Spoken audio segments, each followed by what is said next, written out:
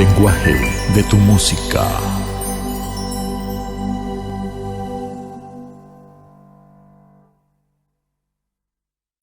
Bienvenido a tu ciclo de conferencias El lenguaje de tu música. Esta vez tendremos nuestro último tema, titulado Transformados para adorar. Ya hemos leído la lectura bíblica que se encuentra en Isaías 6, 1 al 8. Y hemos estudiado todos los elementos que inciden en el lenguaje de la música y que nos afectan en los diferentes aspectos de nuestra vida. Hemos tenido tiempo para reflexionar acerca de nuestra práctica musical y el carácter de la música. Y también durante esta semana hemos tomado decisiones muy importantes que deseamos mantener. Pero, ¿te has preguntado cuál es la finalidad de la música? Hemos llegado al momento culminante, porque la música ha sido creada en su único motivo para adorar a Dios. Hemos ido perdiendo toda esa visión realmente, pero la música sirve para adorar a Dios. Adorar y dirigir el culto de adoración es lo que persigue nuestra música. Y es que adorar es un privilegio.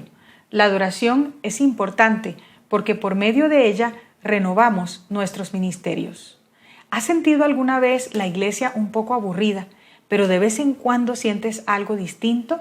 Vas al servicio de adoración y de repente descubres que tienes gozo, gratitud, hay lágrimas, hay deseo de cambio, hay reflexión en nuestra relación con Dios o del ministerio de servicio.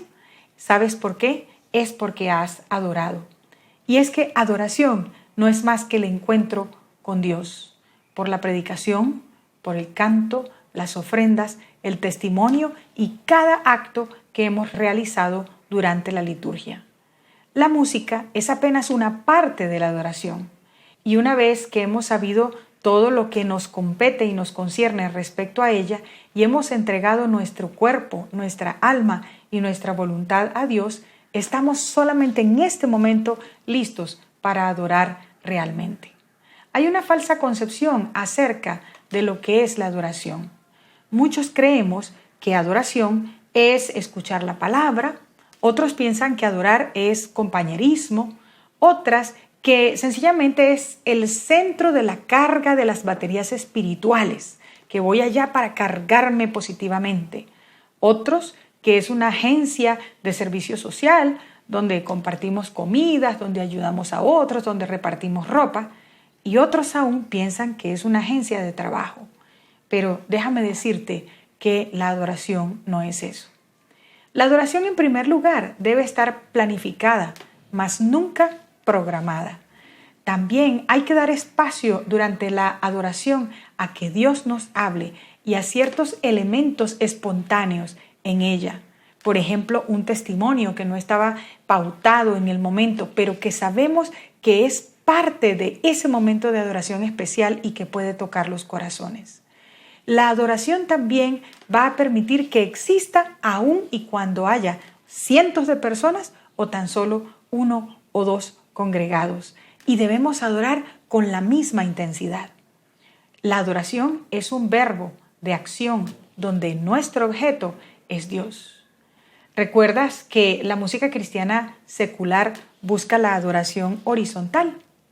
Adora al hombre y el resultado sencillamente va a ser orgullo, vanidad y egoísmo. Quiero que vayamos al libro de Lucas 18 y vamos a buscar del versículo 9 al 14 para que descubras algo allí. Dice así: a unos que confiaban en sí mismos como justos y menospreciaban a los otros, dijo también esta parábola. 2 hombres subieron al templo a orar, uno fariseo y el otro publicano. El fariseo, puesto en pie, oraba consigo mismo de esta manera: Dios, te doy gracias porque no soy como los otros hombres, ladrones, injustos, adúlteros, ni aun como este publicano. Ayuno 2 veces a la semana, doy diezmos de todo lo que gano. Mas el publicano, estando lejos, no quería ni aun alzar los ojos al cielo, sino que golpeaba el pecho diciendo: Dios, sé propicio a mi pecador. Os digo que éste descendió a su casa justificado antes que el otro. Eso nos dice la Biblia. Por eso es que la acción de la adoración debemos considerarla muy bien. Ahora, voy a ponerte una pequeña ilustración acerca de lo que es la adoración. Generalmente nosotros consideramos que la adoración es como un partido de fútbol, un partido de, béisbol. Pero en ese tipo de adoración estamos acostumbrados a ser los espectadores del partido. Nos encontramos sentados mirando a otros que adoran. Las gradas están llenas de espectadores, mientras que otros pocos participan en la cancha. Apreciamos el esfuerzo de otros y por ello o los criticamos o los adulamos, los derribamos o los motivamos. De esta manera, cuando regresamos a casa, regresamos como el fariseo. Pero te voy a invitar a que lo mires de otra forma, como decía un autor de esta ilustración. En la verdadera adoración participamos jugando. ¿Y sabes quién es el espectador? Dios. Los que dirigen el culto son los entrenadores. Y de esta manera la adoración se vuelve participación. Participas activamente con gozo, cantando, orando, leyendo la Biblia, devolviendo los diezmos y las ofrendas, escuchando activamente la palabra de Dios con el fin de obtener aprendizajes para cambiar, ayudando a los amigos que nos visitan con la lectura de la Biblia, con el canto, a que se sientan cómodos, a gusto, bienvenidos y que puedan leer la Biblia. Esto sucedió hace poco en mi iglesia, ¿sabes? Invité a un vecino y como no pude atenderlo porque estaba cantando en el momento, él se sentó, llegó a sentarse con tan buena forma que Dios dirigió ese momento que mi vecino fue a estar junto a la esposa del pastor Eliadis Fermín. Y me llamó la atención al respecto, porque resulta que ella realmente estaba adorando activamente. Se sentó al lado de él, se encargó de compartir su Biblia, de ubicarlo en el programa, de explicarle ciertos detalles que él desconocía de la liturgia. Y ¿sabes una cosa? Mi vecino quedó encantado y piensa volver. Te diré que incluso estos días le envió saludos a la esposa del pastor Eliadis. Eso es adoración, eso es amor en acción, eso es lo que Dios desea que nosotros hagamos, que juguemos el partido. De manera que la adoración no solamente se remite a cantar. El canto es apenas una pequeñita parte. Adoración es descubrir que cada día Dios nos ama, Dios nos da, Dios nos busca. El culto de adoración permite celebrar lo que Dios ha hecho por nosotros. Él es el gran festejado, ya que la adoración es una celebración. ¿Imaginas una fiesta monótona o aburrida? ¿Qué pasaría si tú fueras el homenajeado? ¿Cómo te sentirías? ¿Nuestros cultos de adoración deben ser acaso funerales? Sabes, en la adoración importa más el espíritu de adoración que el método como nosotros adoramos. Vivimos llenos de programas, de metodologías, pero sin el espíritu. Es por eso que cuando la mujer samaritana le dijo a Jesús, nuestros padres adoraron en cierto lugar, pero nosotros adoramos, Jesús le contestó sabiamente, la hora viene cuando ni en este monte ni en Jerusalén adoraréis, sino que adoraréis al Padre en espíritu y en verdad. Estos son los adoradores que el Padre busca, fue la respuesta de Jesús. Y es que la adoración se realiza de corazón, con un espíritu de gratitud, con un espíritu de honor y alabanza a Dios, porque la actitud interna es más importante que las formas externas de adorar. ¿Cuáles son los indicadores de la verdadera adoración? Hay que, en primer lugar, recordar la gracia redentora de Cristo. Para ello vas cada día al culto, recordando su gracia para con nosotros que no la merecemos. En segundo lugar, la madurez espiritual, ya que la madurez permite fortalecernos y estimula la participación. Por otro lado, las pruebas que luchamos a diario nos permiten ver la aceptación y el apoyo de Dios que no estamos solos y asimismo también recibimos el apoyo de los miembros de la iglesia. Eso te da un espíritu de gratitud. Por otro lado, nuestros cantos son un indicador, ya que renuevan nuestro espíritu y al cantar en conjunto sentimos que no estamos solos. Cuando estamos en el verdadero espíritu de adoración, involucramos a los amigos, los invitamos a participar, los estimulamos a aprender y les enseñamos por qué adoramos así. Quiere decir que la adoración nuestra no debe ser ni aburrida y, aunque sí debe ser planificada, debe ser de muy alta calidad, porque Dios merece lo mejor. Ahora, ¿qué elementos incluye la adoración? Te preguntarás entonces, ¿para qué vimos la lectura bíblica si no la hemos tocado? Estamos en el clímax. Vámonos a Isaías 6, versículos 1 al 8. Y dice así: En el año que murió el rey Usías, vi yo al Señor sentado sobre un trono alto y sublime, y sus faldas llenaban el templo. Por encima de él había serafines, cada uno tenía 6 alas, con 2 cubrían sus rostros, con 2 cubrían sus pies y con 2 volaban. Y el uno al otro daba voces diciendo: Santo, santo, santo, Jehová de los ejércitos, toda la tierra está llena de su gloria. Y los quiciales de las puertas se estremecieron con la voz del que clamaba, y la casa se llenó de humo. Entonces dije: ¡ay de mí, que soy muerto! Porque siendo hombre inmundo de labios y habitando en medio de pueblo que tiene labios inmundos, han visto mis ojos al Rey, Jehová de los ejércitos. Y voló hacia mí uno de los serafines, teniendo en su mano un carbón encendido, tomando del altar con unas tenazas, y tocando con él sobre mi boca, dijo: He aquí que esto tocó tus labios, y es quitada tu culpa, y limpio tu pecado. Después oí la voz del Señor que decía: ¿A quién enviaré? ¿Y quién irá por nosotros? Entonces respondí yo: heme aquí, envíame a mí. Aquí están los elementos que incluye la adoración. En primer lugar, la visión de la santidad y de la majestad de Dios. En los versos 1 al 4 encontramos eso. Somos insignificantes delante de su grandeza. Solo Él es digno de alabanza.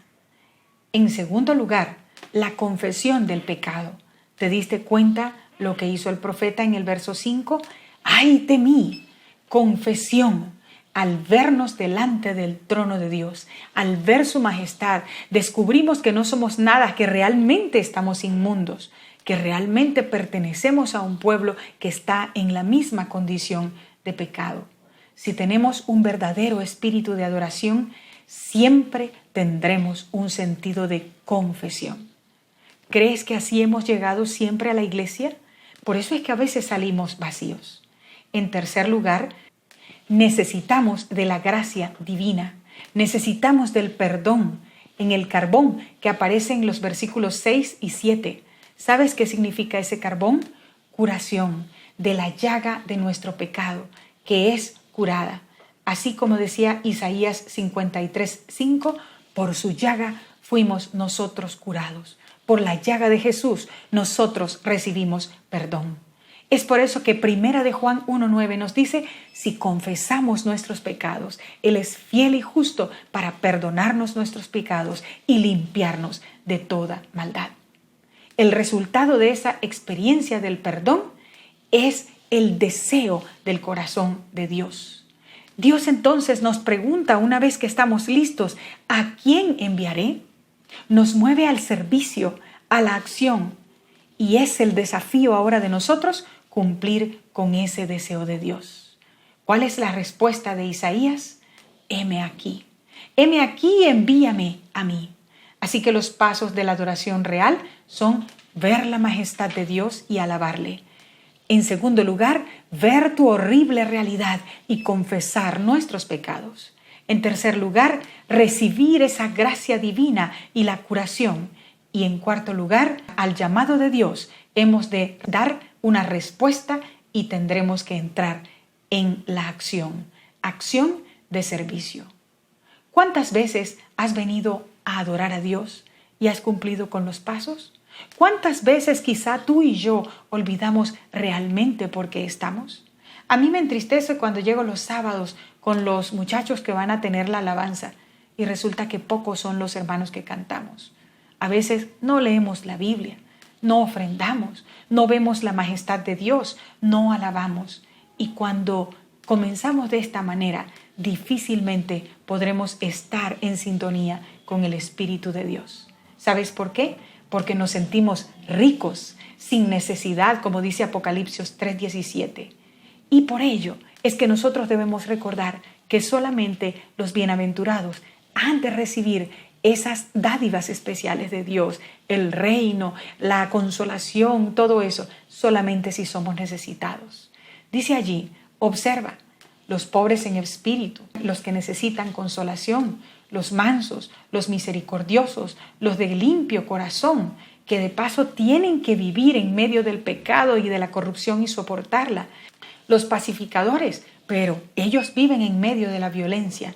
Los que padecen persecución, los que son vituperados, todos ellos son esos que necesitan. Y si nosotros llegamos necesitados, entonces recibiremos realmente el deseo de Dios, que es curarnos, que es perdonarnos, y por ende nosotros daremos respuesta a su llamado. En Malaquías 1, 12 y 13, nosotros decimos exactamente hoy lo que decía el pueblo de Israel. Pensamos que su alimento es despreciable y decimos, qué fastidio esto. Te invito a que ya no sigamos cambiando los papeles en la adoración. ¿Sabes qué hacemos? En vez de servir al Señor, nos sentamos a contemplar el partido.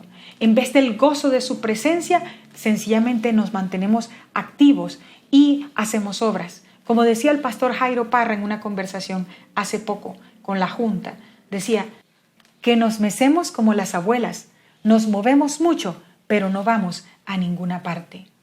En otro punto, en vez de reconocer su grandeza, ¿sabes qué? Vamos a mostrar nuestros logros, nuestros títulos y papeles, nuestras formas y nuestros rituales. Por eso, en Isaías 1, 13 y 14, Jesús les decía, no traigan más sus ofrendas, su incienso me es abominación, no tolero la iniquidad y la asamblea solemne. El Señor decía que las aborrecía su alma y se habían vuelto carga para Él. Estoy cansado de soportar. El Señor nos invita hoy a tener vida, a dar una respuesta activa, a que no sea opcional, es un mandamiento de Dios. No es acercarnos a Dios, sino una respuesta a su deseo. Es una celebración en cada circunstancia de la vida. Adoración verdaderamente es vivir su vida en nuestra vida, que el toque de su espíritu llegue a nuestro espíritu. Te invito en este día a que nosotros podamos realmente adorar. En Apocalipsis se menciona que el punto central del tiempo del fin es la adoración. Hoy que puedas ver la majestad de Dios y alabarle, ver tu horrible condición y confesarte, pedir esa gracia divina y recibir la curación de Dios, y entonces responder a su llamado con una respuesta de acción en servicio. ¿Quieres tú? Yo lo deseo. Dios te bendiga. El lenguaje de tu música.